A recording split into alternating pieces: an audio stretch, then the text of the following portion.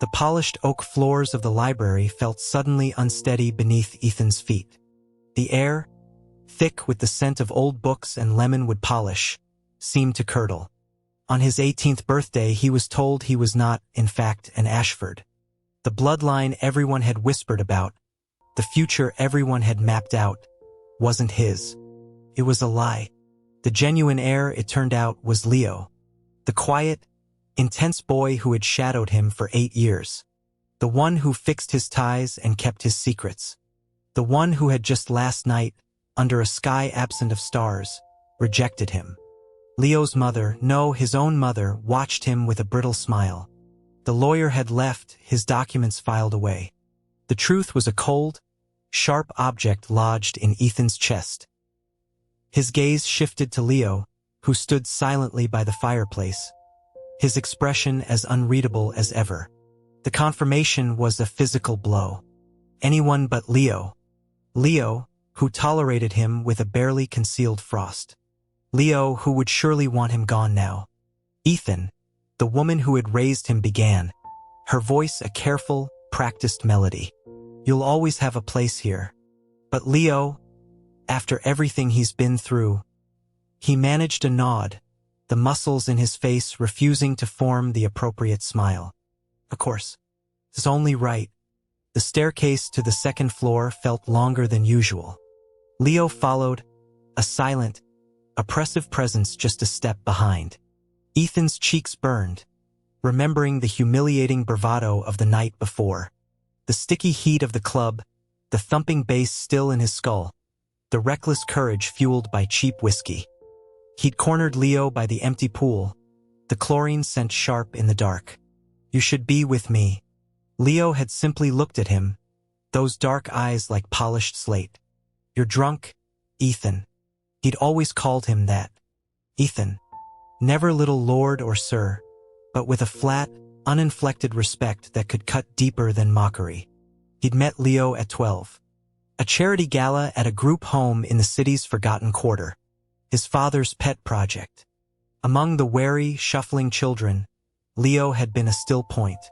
Not handsome then, just defined. A sharp contrast to the blur of others. Ethan had spent the afternoon trying to coax a reaction, a smile, anything. He'd left a single piece of orange hard candy in the boy's stiff hand. I'll come back for you. A vicious flu had kept him in bed for a week. When he returned, whining about boredom, his pleas for a companion finally wore his parents down.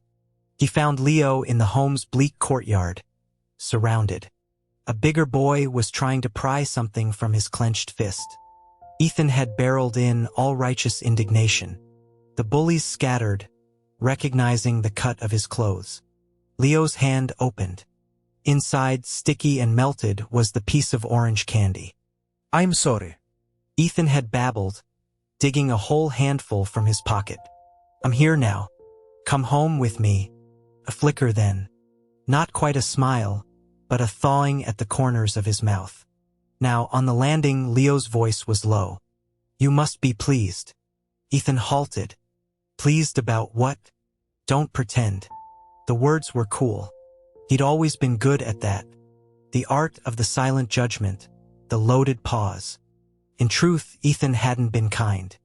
The novelty of a shadow had worn off quickly. An only child, doted upon, used to being the sun around which all planets orbited, he'd found Leo's quiet self-containment irritating.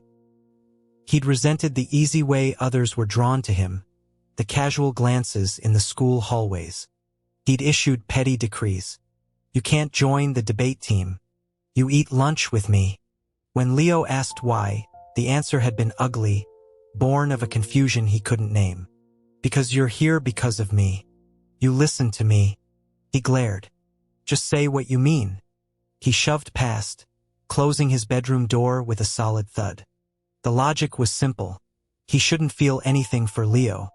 And yet, the dependency was a habit woven into the fabric of his life. The shift from annoyance to a different, more restless awareness had been gradual, like the changing of a season he hadn't noticed until the trees were bare. Lying on his bed, his phone buzzed incessantly. His parents, of course. The Ashfords of Boston could not have a long-lost heir without a proper unveiling. The blue light illuminated a text thread with his oldest friend, Chase. Chase, this is messed up. Come stay at my place. We'll drive up to the lake house. Forget this circus. You'll always have us. A genuine smile touched his lips. Chase had that effect. Ethan, on my way. He pulled open the door. Leo was there, leaning against the opposite wall. Where are you going? Not your business. The words were petty, a child's defiance. You're not my boyfriend. Or are you the real master of the house now? Ready to throw me out? Leo moved, blocking the doorway. His frame filled the space. Where? Ethan stared at the tense line of his forearm. To get Chase to be my boyfriend. Since you're not interested. The air in the hallway tightened. Leo's gaze darkened, the placid surface finally rippling. You'd be better off with me. Ethan froze, certain he'd misheard. Leo, who seemed to find his very presence grating. What does that mean? It means you're not being thrown out. You could stay. A bitter laugh escaped him. Stay? To watch the staff whisper? To see the relief in my parents' eyes when they look at you? The son who actually knows how to run the business, who didn't just coast on his name. The anger was a live wire, sparking. Get out of my way. I'm going to Chase. He pushed past, the night air outside the Back Bay townhouse a slap of cool relief. He didn't look back. By the time the cab reached Chase's modern apartment in the seaport, the fury had burned down to embers of shame. He'd been cruel. Leo had never asked for any of this. But his silence, his eternal, infuriating control, it invited provocation. Chase waved a popsicle at him from the doorway. Dude, you look wrecked. Inside, surrounded by sleek furniture and the glow of a massive gaming setup, the world shrank to a manageable size. They played until their eyes were gritty, until the sky outside the floor-to-ceiling windows shifted from black to the soft gray of dawn. Ethan stretched, his back cracking. I'm starving. He walked to the window, yanking the cord for the blinds. Morning light flooded the room. And there, leaning against a black sedan parked on the street below, was Leo. A wisp of smoke curled from his fingers. Since when did Leo smoke? Should I order in or call the chef? Chase mumbled, joining him at the window. Oh, is that Leo? What's his damage?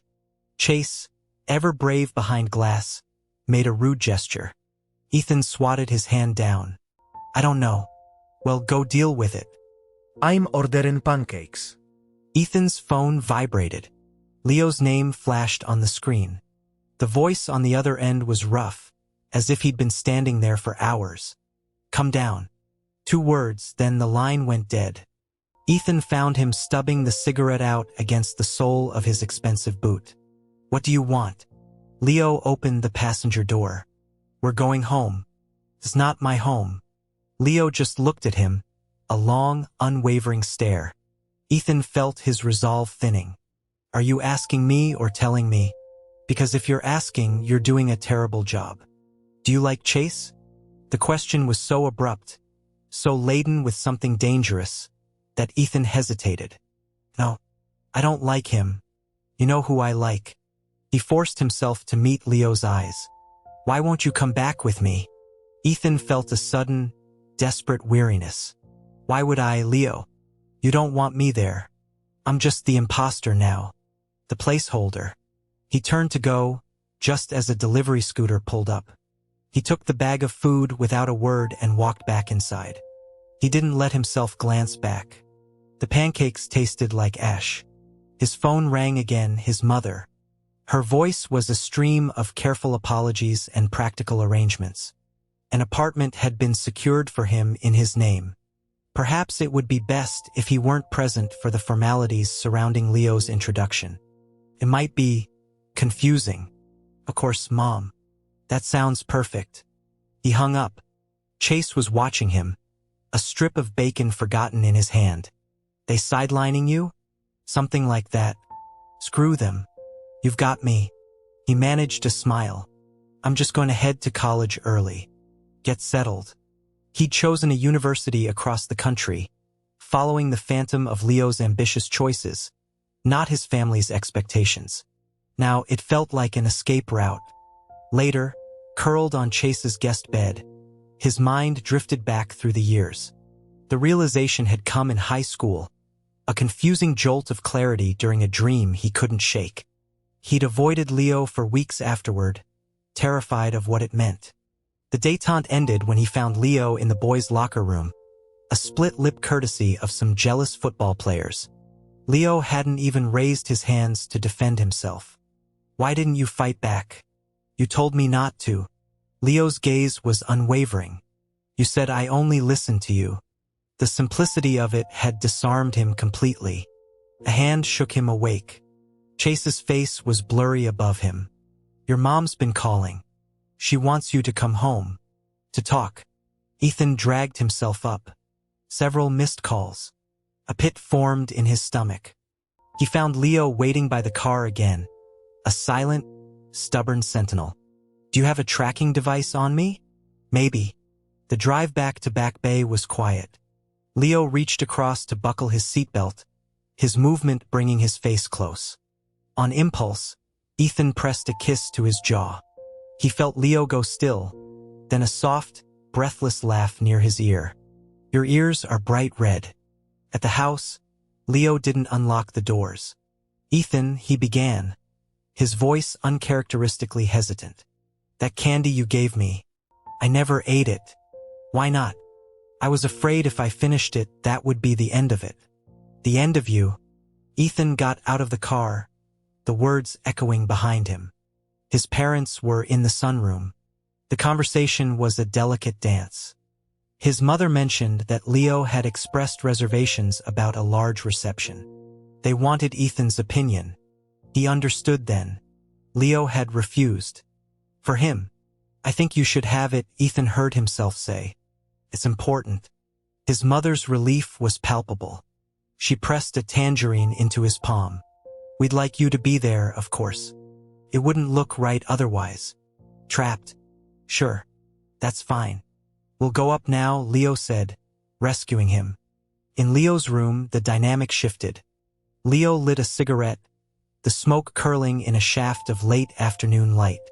Why did you agree? He asked, his tone leaving no room for evasion.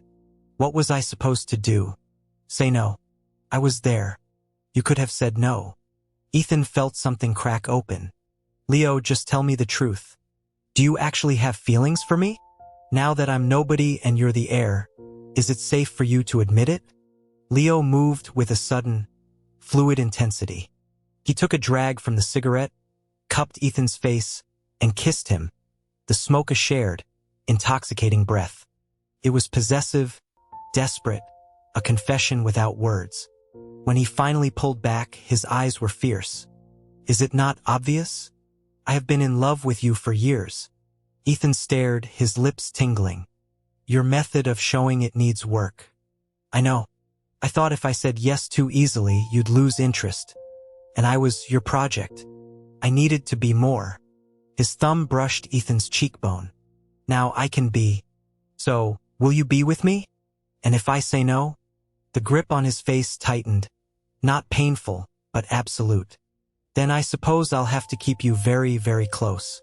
Starting with keeping you away from Chase. Ethan laughed, the sound shaky with disbelief. You're insane. Why the obsession with Chase? You chose him. Over me. You always have. The raw admission changed everything. The aloofness, the rejections, they were the clumsy armor of a boy who had nothing, guarding the one thing he thought he could never have. Leo pulled him close, his mouth against Ethan's temple. Be with me. And somehow he was nodding. Much later, the world was reduced to the dark of the room and the solid warmth of Leo beside him. The future was a tangled, difficult road. But as dawn filtered through the blinds, painting stripes of gold across the rumpled sheets, Ethan looked at the sleeping face of the boy he'd loved for what felt like forever. The one who had kept a piece of candy for 8 years. The hand he found resting on his own was calloused and strong, and it held on as if it would never let go.